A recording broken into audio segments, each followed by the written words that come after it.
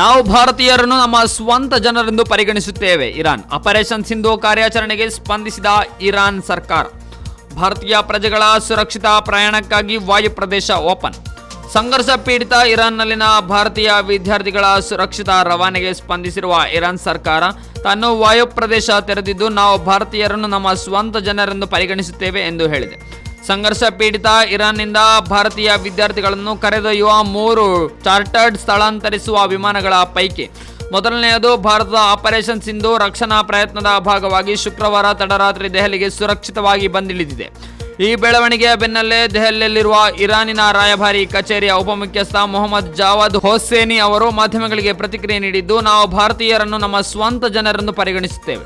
ಇರಾನ್ನ ವಾಯು ಪ್ರದೇಶವನ್ನು ಮುಚ್ಚಲಾಗಿದೆ, ಆದರೆ ಈ ಸಮಸ್ಯೆಯಿಂದಾಗಿ ಭಾರತೀಯ ಪ್ರಜೆಗಳ ಸುರಕ್ಷಿತ ಪ್ರಯಾಣಕ್ಕಾಗಿ ಅದನ್ನು ನಾವು ತೆರೆಯಲು ವ್ಯವಸ್ಥೆಯನ್ನು ಮಾಡುತ್ತಿದ್ದೇವೆ ಎಂದು ಹೇಳಿದರು. ಸ್ಥಳಾಂತರಿಸುವಿಕೆ ಸುಗಮವಾಗಿ ನಡೆಸುವುದನ್ನು ಖಚಿತಪಡಿಸಿಕೊಳ್ಳಲು ಇರಾನಿನ ವಿದೇಶಾಂಗ ಸಚಿವಾಲಯವು ಭಾರತದ ವಿದೇಶಾಂಗ ಸಚಿವಾಲಯದೊಂದಿಗೆ ನಿಕಟವಾಗಿ ಕಾರ್ಯನಿರ್ವಹಿಸ್ತಾ ಇದೆ. ಭೂ ರಾಜಕೀಯ ಸೂಕ್ಷ್ಮತೆಗಳಿಂದಾಗಿ ಯಾವುದೇ ಚಾರ್ಟರ್ಡ್ ವಿಮಾನಗಳು ಪಾಕಿಸ್ತಾನದ ವಾಯು ಪ್ರದೇಶದ ಮೂಲಕ ಕಾರ್ಯನಿರ್ವಹಿಸುತ್ತಿಲ್ಲ ಎಂದು ಅವರು ಮಾಹಿತಿ ನೀಡಿದರು. ಇರಾನ್ನ ಮಶಾದ್ನಿಂದ ಬಂದಿಳಿದ ಮಹಾನ್ ಏರ್ ಸ್ಥಳಾಂತರಿಸುವ ವಿಮಾನವು 290 ವಿದ್ಯಾರ್ಥಿಗಳನ್ನು ಹೊತ್ತೊಯ್ದು ಬಂದಿದ್ದು, ಅವರಲ್ಲಿ ಹೆಚ್ಚಿನವರು ಕಾಶ್ಮೀರದವರಾಗಿದ್ದಾರೆ. ಇದೀಗ ನವದೆಹಲಿಯಲ್ಲಿ ವಿಮಾನ ಸುರಕ್ಷಿತವಾಗಿ ಬಂದಿಳಿದಿದೆ.